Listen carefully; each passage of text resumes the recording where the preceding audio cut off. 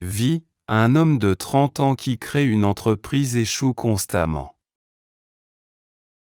Peut-être que j'ai ici ce dont vous avez besoin. Vous voulez améliorer votre français, n'est-ce pas? Suivez ma chaîne, je vous aiderai à devenir meilleur en français chaque jour. À 30 ans, Antoine Moreau était déterminé à faire sa marque dans le monde des affaires. Né dans une petite ville de province, il avait toujours nourri l'ambition de créer quelque chose de grand, quelque chose qui changerait sa vie et celle des autres. Après avoir étudié le commerce à Paris, il se sentit prêt à se lancer dans l'aventure de l'entrepreneuriat. Sa première idée lui vint alors qu'il était encore étudiant, un service de livraison de repas sains et équilibrés, destiné aux étudiants et aux jeunes professionnels qui n'avaient pas le temps de cuisiner. Il se lança avec enthousiasme dans ce projet, convaincu qu'il répondait à un besoin croissant. Antoine investit toutes ses économies dans la création de son entreprise, et il réussit même à convaincre quelques amis de l'aider. Les premiers mois furent prometteurs. Les commandes affluaient, et Antoine se félicitait de son succès initial. Mais rapidement, les problèmes commencèrent à surgir. La concurrence sur le marché était féroce, et il devint de plus en plus difficile de se démarquer. Les marges bénéficiaires étaient faibles, et Antoine se retrouva bientôt face à des difficultés financières. Malgré ses efforts pour redresser la situation, il dut finalement se résoudre à fermer son entreprise, épuisé et déçu. Après la fermeture de sa première entreprise, Antoine rentra chez lui avec un sentiment de vide. Il avait consacré tant de temps et d'énergie à ce projet, seulement pour voir ses efforts s'évanouir en fumée. L'échec fut difficile à accepter, surtout après avoir misé autant sur cette entreprise. Durant les semaines suivantes, Antoine plongea dans une profonde réflexion. Il se questionna sur ses erreurs, cherchant à comprendre ce qui n'avait pas fonctionné. Était-ce une mauvaise gestion? Une sous-estimation de la concurrence? Ou tout simplement un manque de préparation? Les nuits furent longues, et les doutes ne cessaient de le hanter. Ses amis, qui avaient également investi du temps et de l'argent dans l'entreprise, furent compréhensifs, mais leur déception était palpable. Antoine se sentit responsable de leur échec collectif. Il avait l'impression d'avoir déçu non seulement lui-même, mais aussi ceux qui avaient cru en lui. Mais au fond de lui, il savait qu'il ne pouvait pas abandonner. Il avait toujours rêvé de devenir entrepreneur, et un échec ne suffirait pas à l'arrêter. Il décida de voir cette première tentative comme une leçon, une étape nécessaire sur le chemin de la réussite. Il se promettait de revenir plus fort, plus préparé, et surtout, plus réaliste quant aux défis du monde des affaires. Après plusieurs mois de réflexion, Antoine décida de tenter sa chance à nouveau. Cette fois, il voulait s'assurer que son projet soit plus solide. Il se tourna vers une autre passion qu'il avait depuis longtemps, la technologie. Il avait toujours été fasciné par les innovations numériques et leur impact sur la société. Son idée était de créer une application mobile dédiée à l'organisation d'événements, permettant aux utilisateurs de planifier, gérer et promouvoir des événements de manière simple et efficace. Antoine croyait fermement que cette application pourrait trouver sa place sur le marché, car elle répondait à un besoin croissant dans une société où tout se digitalisait. Il travailla d'arrache-pied pour développer son idée, cherchant des partenaires techniques pour l'aider à créer l'application. Il passa des mois à élaborer le concept, à étudier le marché, à établir un business plan détaillé. Cette fois, il ne voulait rien laisser au hasard. L'application fut enfin lancée, et les premiers retours furent encourageants. Les utilisateurs appréciaient la simplicité d'utilisation et les fonctionnalités innovantes. Antoine se réjouissait de ce début prometteur. Il se disait que cette fois, il tenait le bon projet. Mais une fois encore, les difficultés ne tardèrent pas à apparaître. La concurrence, encore plus rude que dans le secteur de la restauration, écrasa rapidement son application. De grandes entreprises, disposant de moyens colossaux, lancèrent des produits similaires avec des fonctionnalités encore plus avancées. Les utilisateurs délaissèrent peu à peu l'application d'Antoine, et malgré ses efforts pour l'améliorer et la promouvoir, il ne put éviter le déclin. Cette deuxième défaite fut un coup dur pour Antoine. Il avait investi tout ce qu'il lui restait dans cette nouvelle aventure, et une fois encore, il se retrouvait face à un échec cuisant. Il commença à douter de ses capacités à réussir dans l'entrepreneuriat. Peut-être n'était-il tout simplement pas fait pour ce monde impitoyable? Malgré ses échecs successifs, Antoine ne voulait pas se laisser abattre. Il prit du recul et décida de se donner du temps pour se reconstruire, à la fois personnellement et professionnellement. Il savait qu'il avait encore beaucoup à apprendre, et il ne voulait pas précipiter les choses cette fois-ci. Il prit la décision de retourner à l'université, mais cette fois pour suivre des cours plus spécifiques en gestion d'entreprise, en stratégie, et en développement technologique. Il voulait combler les lacunes qui l'avaient conduit à l'échec, et surtout, il souhaitait élargir son réseau de contacts professionnels.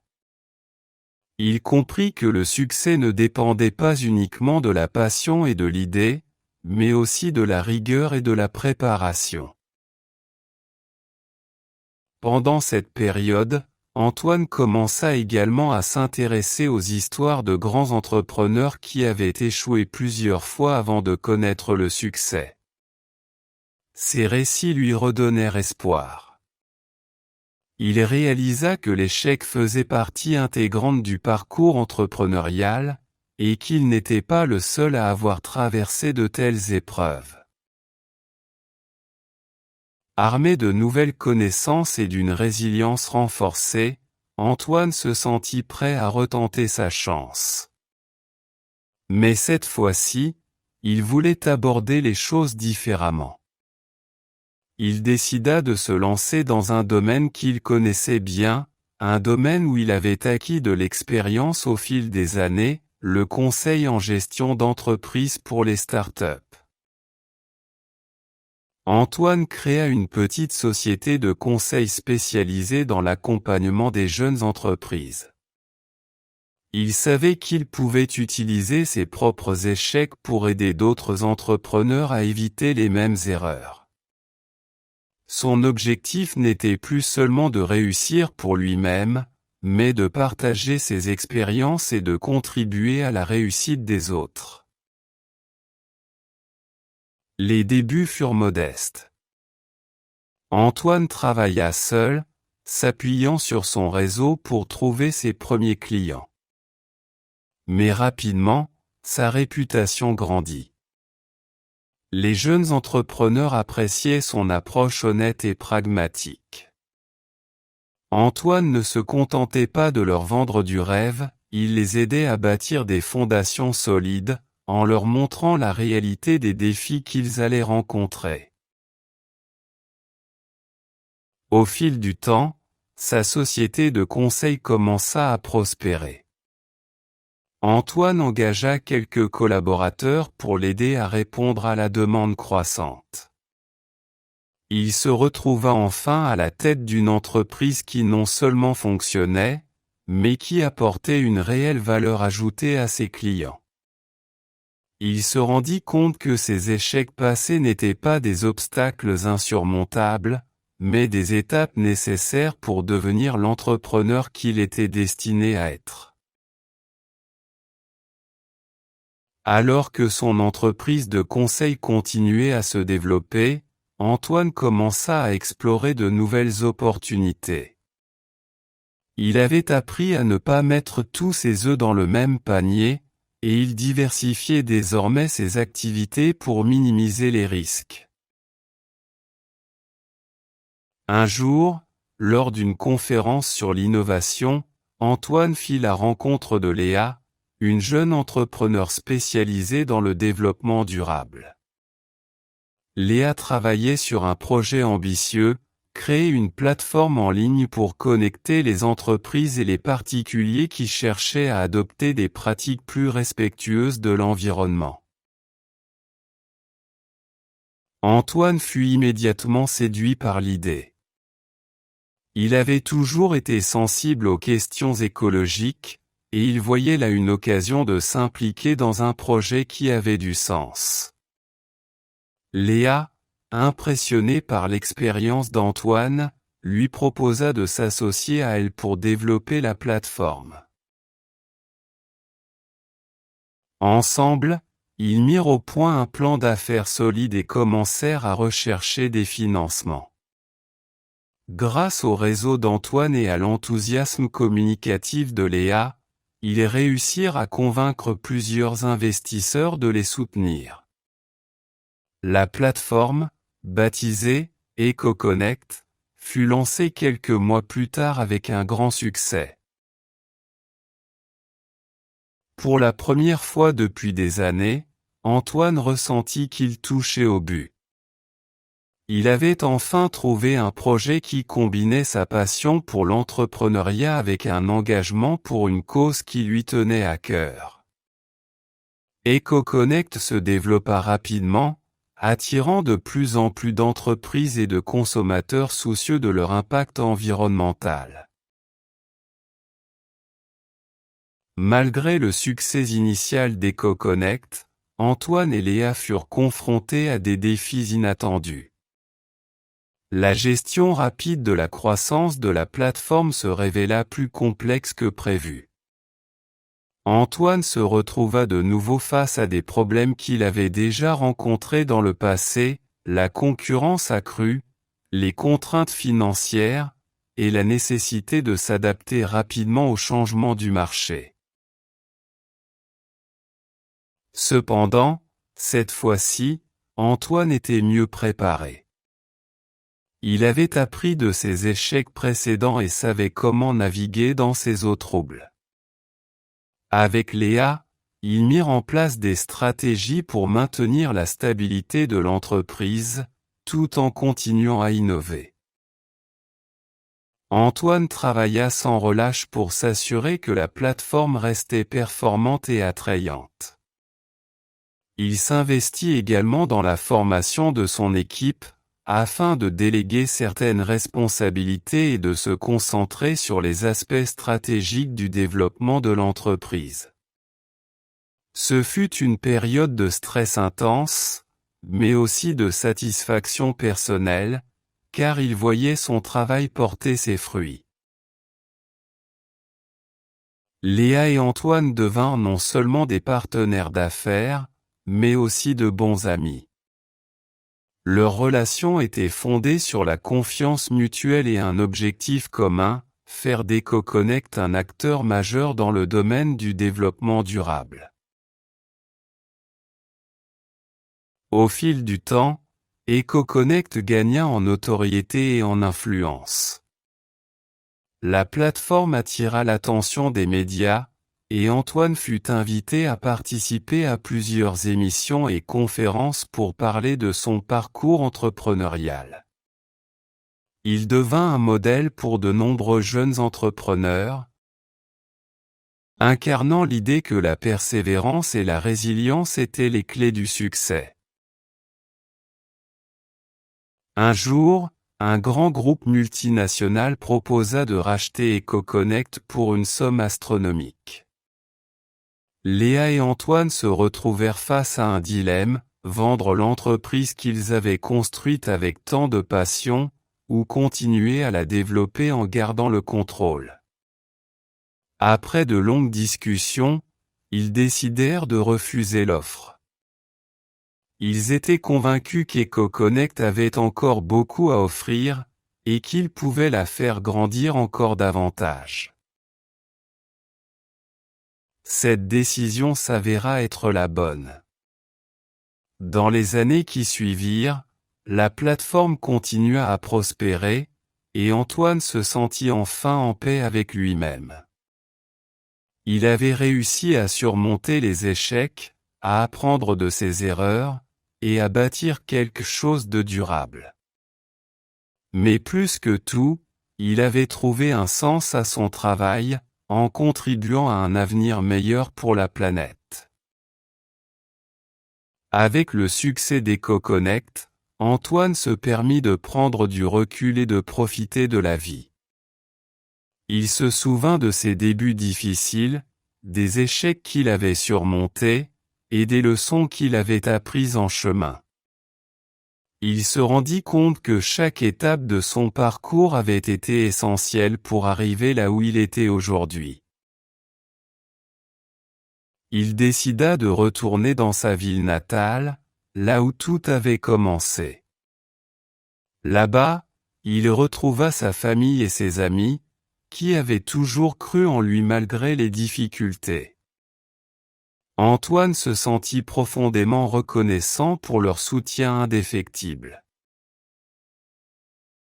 De retour à la maison, Antoine reprit contact avec des anciens camarades d'école. Beaucoup d'entre eux avaient suivi des chemins différents, mais tous furent impressionnés par ce qu'il avait accompli. Il réalisa à quel point il avait changé au fil des années, non seulement en tant qu'entrepreneur, mais aussi en tant que personne. Antoine passa les années suivantes à partager son expérience avec d'autres entrepreneurs en herbe. Il donna des conférences, écrivit des articles, et publia même un livre sur l'entrepreneuriat. Il souhaitait aider d'autres personnes à éviter les erreurs qu'il avait commises, et les encourager à ne jamais abandonner, même face à l'adversité. L'histoire d'Antoine Moreau devint un exemple de persévérance et de résilience. Ses échecs initiaux, loin d'être des obstacles insurmontables, s'étaient révélés être des étapes cruciales dans son parcours vers le succès. Antoine avait appris que le chemin de l'entrepreneuriat était semé d'embûches, mais que chaque défi pouvait être surmonté avec de la détermination, de la patience, et une volonté constante d'apprendre et de s'améliorer. Finalement, Antoine réalisa que le vrai succès n'était pas seulement de créer une entreprise prospère, mais aussi de trouver un sens à son travail et de contribuer à quelque chose de plus grand que soi. Sa vie devint un témoignage vivant de la puissance de la résilience, et un exemple pour tous ceux qui osaient rêver et entreprendre. Antoine, désormais âgé de 45 ans, contemplait le chemin parcouru avec une satisfaction tranquille. Son entreprise, EcoConnect, était devenue l'une des principales plateformes dans le domaine du développement durable. Ce succès, bien que gratifiant, n'était pas ce dont il était le plus fier. Ce qui le comblait réellement, c'était l'impact positif qu'il avait pu avoir sur la vie des autres. Antoine avait toujours voulu que sa réussite aille au-delà de lui-même. Il avait investi une grande partie de ses bénéfices dans des projets écologiques et sociaux, contribuant à la protection de l'environnement et au soutien des communautés défavorisées. Pour lui, il ne s'agissait pas seulement de donner de l'argent, mais de mettre en place des initiatives qui pouvaient vraiment faire la différence.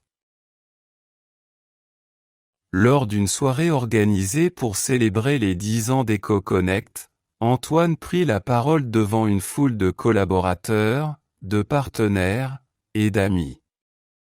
Son discours, empreint d'humilité, reflétait le parcours d'un homme qui avait appris que le vrai succès ne résidait pas dans les chiffres ou les titres, mais dans l'héritage que l'on laisse derrière soi.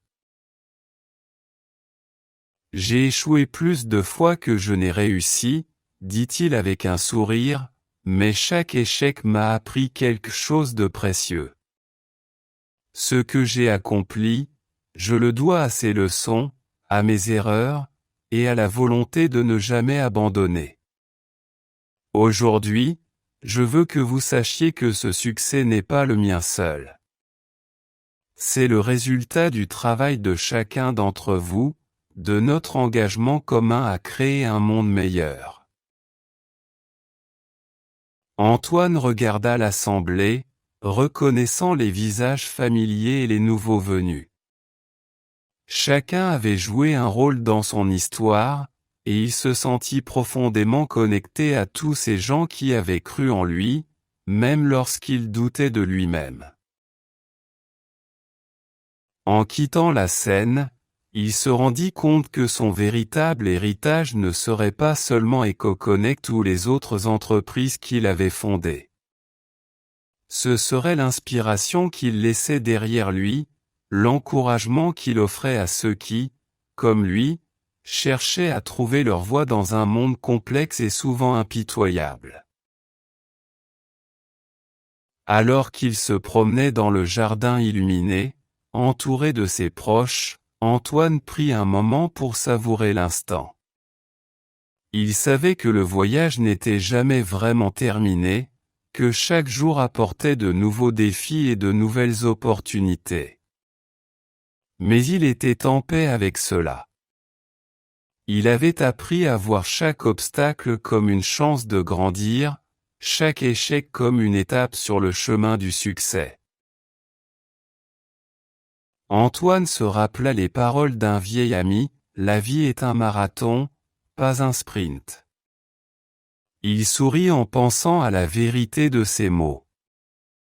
Sa vie avait été un marathon, rempli de hauts et de bas, de détours imprévus et de découvertes inattendues. Mais il n'aurait pas voulu qu'il en soit autrement. Finalement, ce que l'histoire d'Antoine nous enseigne, c'est que la persévérance, la résilience et l'engagement envers ce qui compte vraiment sont les véritables clés du succès. Et alors qu'il continuait son voyage, Antoine savait qu'il avait non seulement trouvé son propre chemin, mais qu'il avait également ouvert des portes pour ceux qui viendraient après lui.